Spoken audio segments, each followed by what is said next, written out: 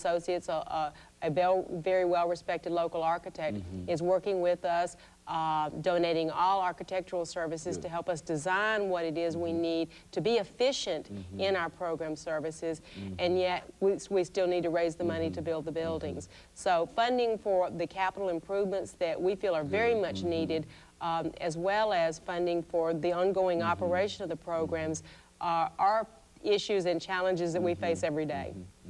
Very good. Now, I think let's talk about your health care, not the health care system, but your child care system. And let's look at the number of slots and some of the things that are associated with that system, and exactly what do you provide for these children, and from that perspective, and how you're working with them.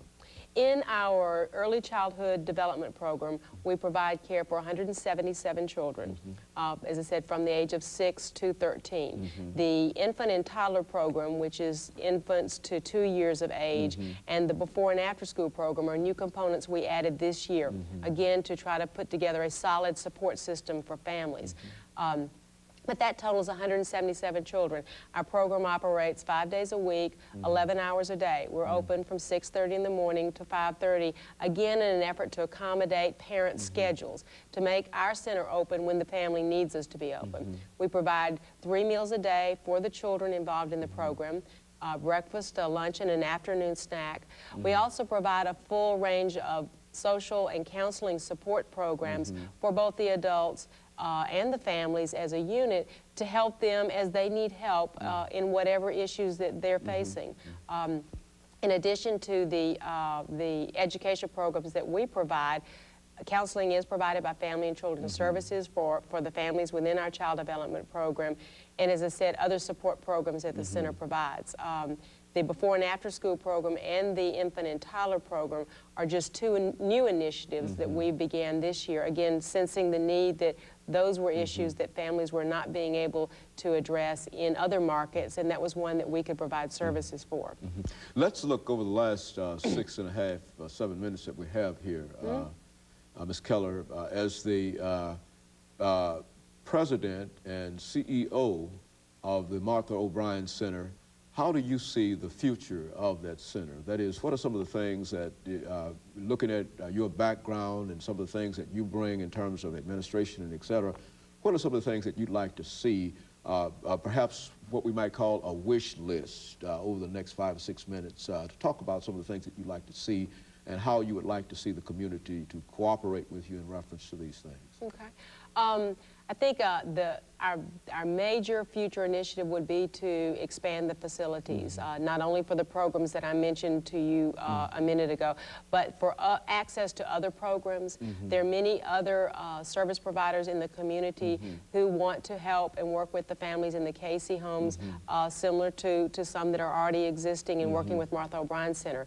So I think overcoming those issues are some that are just paramount to us right now. Also, long-term, though, I'd like to see us develop more corporate partners to be able to expand our relationship with companies. When I talk with families in our community and we work with families, what they really keep saying is jobs. And they really, they want to begin to put things back together, and we can help them put the pieces back together again if we've got opportunities to move them forward.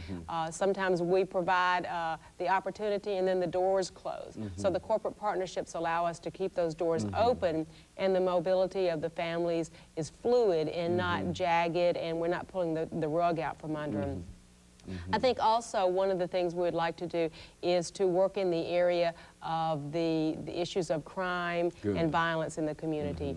Martha O'Brien has been about the past several years really trying to recreate and restructure our relationship with the community in a way that we can be an advocate for the community, and we can work with them in areas related to improved police protection, improved intervention in the areas of crime and violence. Our youth programs provide opportunities for the kids to get off the streets, to be involved in educational support programs, and also just recreation, a place to come and play and be safe and have fun.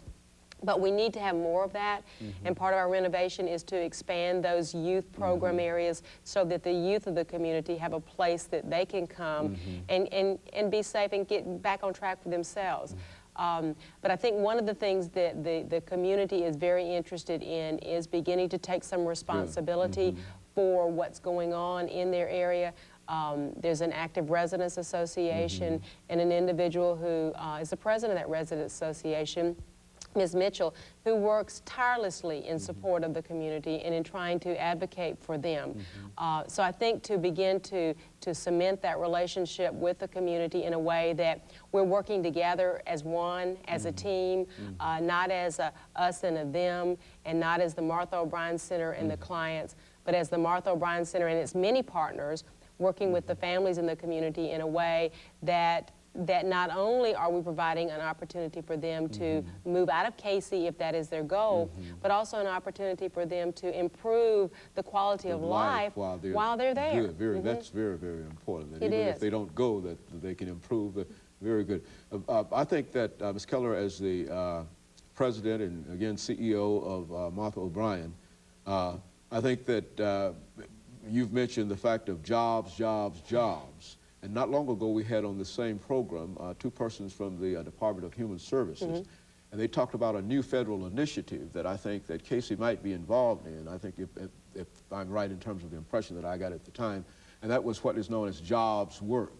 Why don't you tell, and if you are involved in that, why don't you give us some information in terms of what that means to you and what that program jobs work is all about from your perspective?